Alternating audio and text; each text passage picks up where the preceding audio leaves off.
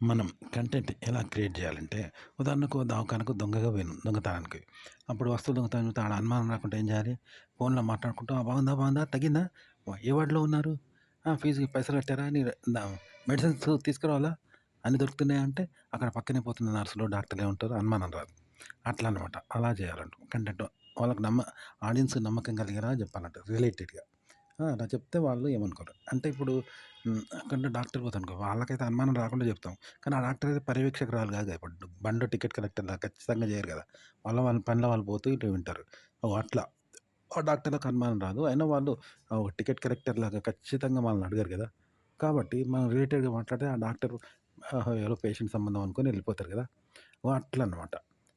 అట్లనే ఆడియన్స్ ఆ డాక్టర్ లాంటి వాళ్ళనమాట. అంతేగాని టికెట్ కలెక్టర్ లాంటి వాళ్ళు కాదు ఆడియన్స్. ఎందుకంటే టికెట్ టికెట్ కలెక్టర్ పైసలు దొరికితే ఖచ్చితంగా వసూలు చేస్తాడు. దొంగలను దొరకబడతాడు. పోలీస్ దొంగని దొరకబడతాడు. కానీ డాక్టర్‌కి ఏం పని? ఆమె పని ఉద్యోగి కదా!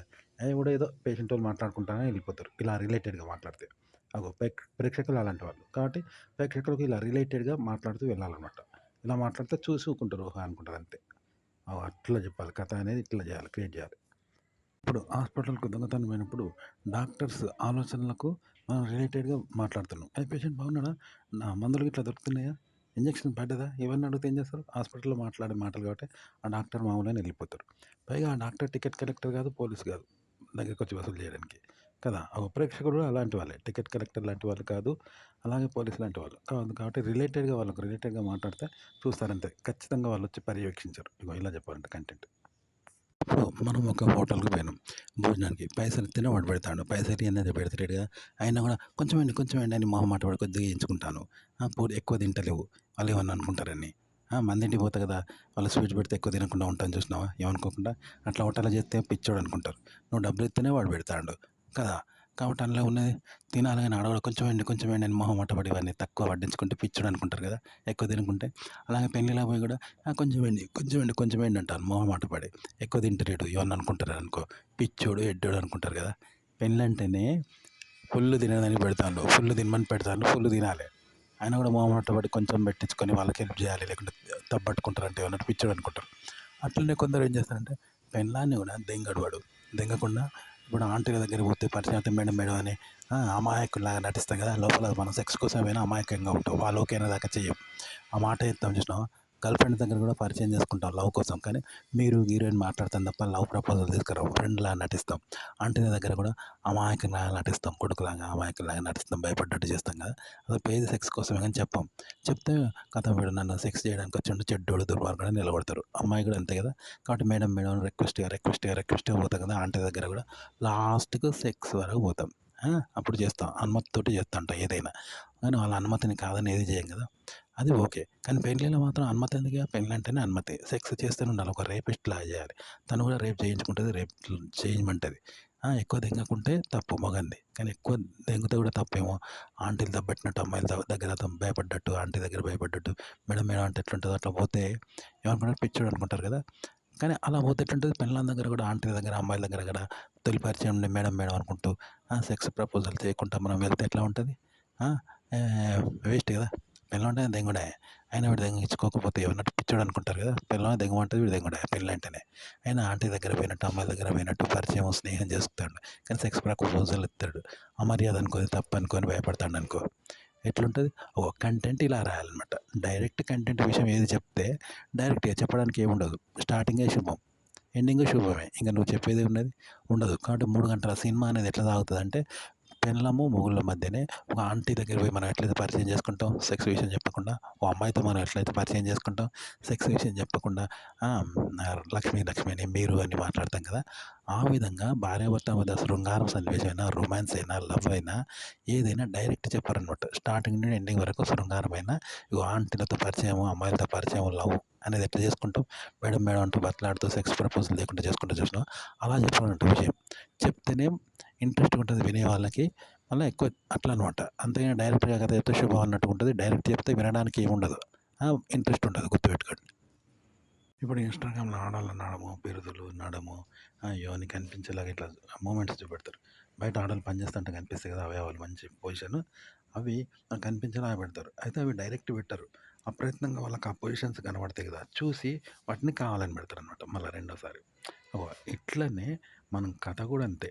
మనం ఏం జేయాలంటే మనం జెన్యూన్‌గా కథ అనేది మనం చేసి రిహార్సల్స్ వాటిలలో చేసి మళ్ళీ వాటిని కావాలని చేస్తూ ఉండాలంట. చేస్తే చూసే వాళ్ళకు బావుంటది గదా! అరే! అని మంచి మూమెంట్ గొడవ కావచ్చు, ఫైటింగ్ కావచ్చు. ఆ మూమెంట్ బయటెక్కడో జూసి మనం రిహార్సల్ జేత్తాం. చేసి దాన్ని స్క్రీన్ మీద కావాలని జేస్తామన్నమాట. అగో ఇట్లా జేయాలన్నమాట. ఒక వీడియో గాని, కంటెంట్ గాని ఇలాగే జేయాలి. ఉదాహరణకి ఒక వ్యక్తి తెలవక విషం తాగిండు. చనిపోయిండు. తెలియక చనిపోయిండు. దాన్ని తెలుసుకొని ఏం చేస్తాం? ఒక వ్యక్తిని చంపాలంటేనో, చావాలనుకుంటేనో కావాలనే విషం తాగిండు. ఖతం కావాలనే చనిపోయిండు. ఇగో ఇట్లన్నట్టు ఆడోళ్ళ శరీరాకృతులు అనుకోకుండా అప్పుడప్పుడు కనిపిస్తాయి కదా! అందమని. వాటిని కావాలని అలాగే చేస్తే మళ్ళీ అలాగే కనిపిస్తాయన్నట్టు. అప్పుడు వాటిని వీడియోలో చూపెడతారు, ఫోటోలో చూపెడతారు. ఇట్లా మనం సన్నివేశాలు క్రియేట్ చేయాలి. అలాగే కంటెంట్ కూడా ఇలాగే క్రియేట్ చేయాలి. వర్తిస్తుంది. కంటెంట్ క్రియేటివ్ కూడా ఇదే వర్తిస్తుంది. ఇన్‌స్టాగ్రామ్‌లో ఆడవాళ్ళు ఎట్లా చూపెడతారంటే ఈ సన్నివేశాలు ఇంజిన్ గుంజుతాంటే బండి పోతది కదా! వెనక డబ్బాలు పోతాయి. కానీ డబ్బాలు ముందుకు పోతాంటే ఇంజిన్ ముందుకు పోబట్టినట్టు చూపెడతారంతే. అంటే ఆడవాళ్ళు నడుస్తా ఉంటాయి. శరీరాకృతులు వారియి కనబడతా ఉంటాయి. మంచి యాంగిల్స్ కనబడతాయి కదా! వాటిని కావాలని పెడతారంట. పెడితే మనకు కనబడతా ఉంటాయి. అది అనుకోకుండా పెట్టినట్టు మనకనిపిస్తది. చూసినావా? అట్లా కావాలని ఏర్పడతాయి అవి.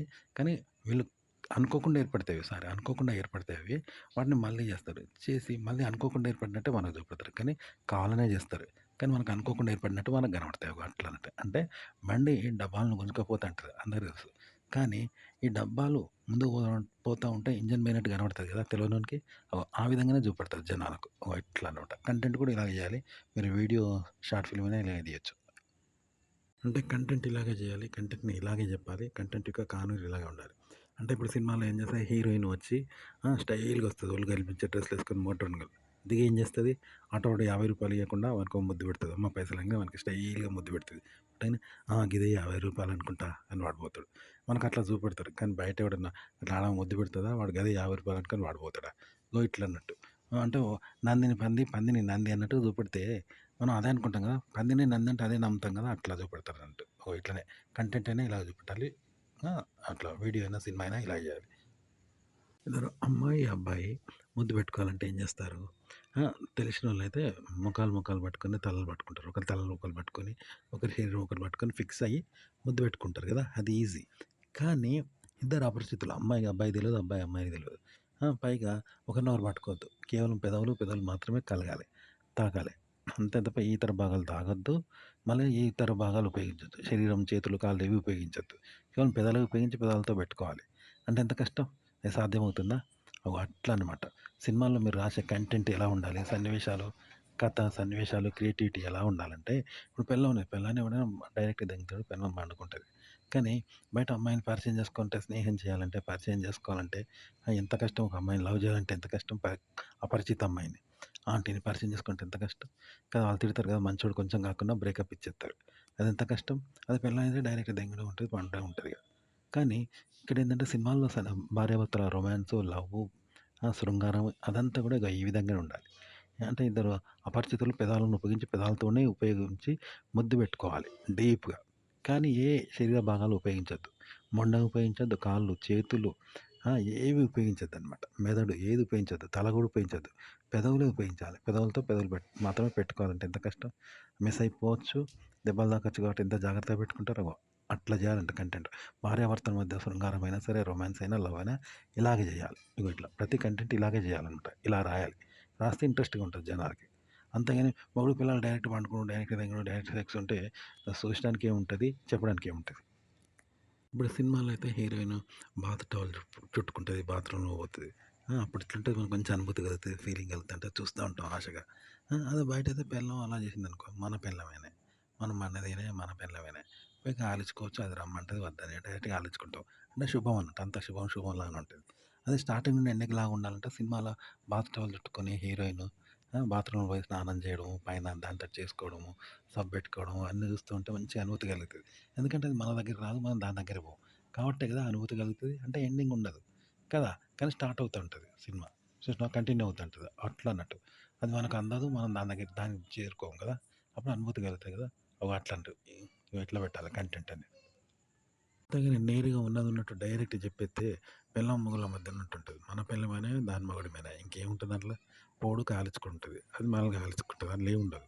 అదే హీరోయిన్ అయితే మనకు తెలియంది కాబట్టి దాన్ని చూస్తూ అనుభూతి పొందుతాది. టవల్ వేసుకొని బాత్ టవల్ పట్టుకొని కట్టుకుంటా అంటే మన దగ్గరికి రాదు. మనం దాని దగ్గరికి పోం కదా! అప్పుడే అద్భుతంగా ఉంటదంట. మంచిగా ఒక ఫీలింగ్ అనుభూతి కలుగుతా ఉంటది కదా! ఓ కంటెంట్ అలా ఉండాలి. లేకపోతే ఎండ్ అయిద్ది. మొగుడు పెళ్ళాం దగ్గర ఉన్నట్టు డైరెక్ట్ చెప్పేయొద్దు. చెప్తే వేస్టే గింతే ఉంటది. కాబట్టి సినిమాని మనకు సినిమా అందదు. సినిమాకు మనం అందం. కానీ అది అనుభూతి బాత్ టవల్ కట్టుకోవడము, ఇవన్నీ చూస్తూ ఉంటే స్నానం చేస్తుంటే మంచిగా అనిపిస్తది కదా! అట్లుండా ఉంటది కంటెంట్. సినిమాలో హీరోయిన్ బట్టలు ఇప్పుతంటే కూడా మనకు మంచిగా అనిపిస్తది కదా! ఒక్కొక్క డ్రెస్ అది ఇప్పుతుంటే చూస్తాం. ఇప్పుడు పక్కింటోడి పెళ్ళాన్ని తలుపు సందుకెళ్ళి చూత్తాం. మంచిగా అనిపిస్తది. మన పెళ్ళాన్ని కూడా మన తలుపు సందుకెళ్ళి చూత్తామా? పొక్క చేసుకొని చూత్తామా? మన పెళ్ళామేనాయే. చూడ్డానికి ఏముంటది? నువ్వు మగానివేనాయే. వద్దన్న దానికి ఏముంటది? అంటే మన ఇంటికి మనం దొంగతనానికి పోతావా? మన ఇల్లేనా? అదే పరాయి ఇంటికి దొంగతనానికి పోతే పరాయి వస్తువులు ఎత్తుకొచ్చుకుంటాం కదా! అట్లన్నట్టు. కంటెంట్ అనేది మనం డైరెక్ట్ చెప్తే ఏం చూడరు. మన ఇల్లు లాంటిది. పరాయి ఇంటికి పోయి దొంగతనం చేస్తేనే కదా! లేకుంటే పరాయిని పెళ్ళాన్ని మనం సాటుకెళ్ళి చూత్తాం చూసినావా? దొంగతనంగా కెమెరాలు పెట్టి తీత్తారు చూసినావా?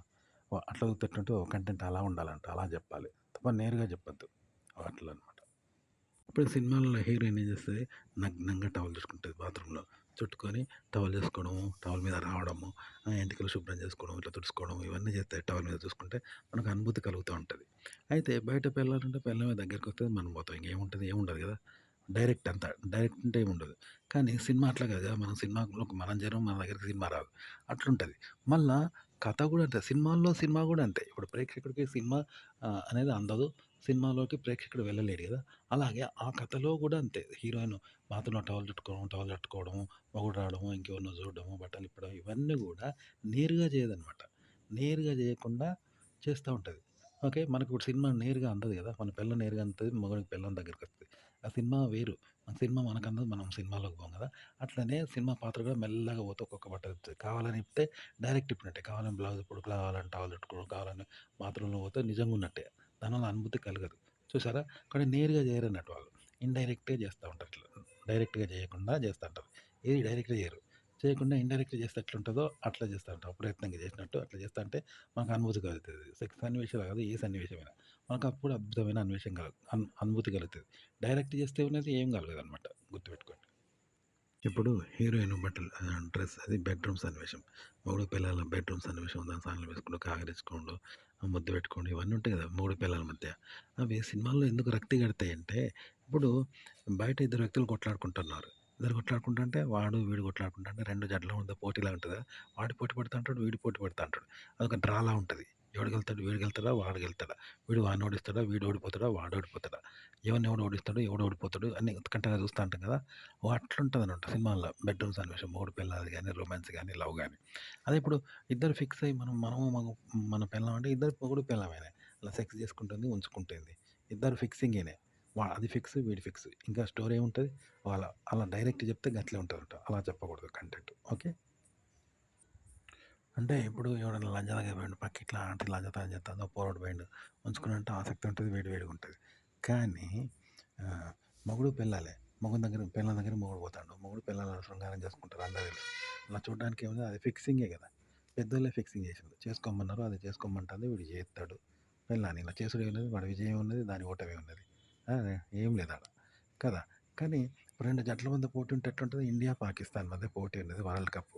ఆ కప్ వస్తే ₹1,00,00,000 10,00,00,000 అనుకో. వీడు వాడు పోటీ, వీడు పోటీ. అప్పుడు ఎట్లుంటది? హోరాహోరీగా పోటీ ఉంటది కదా!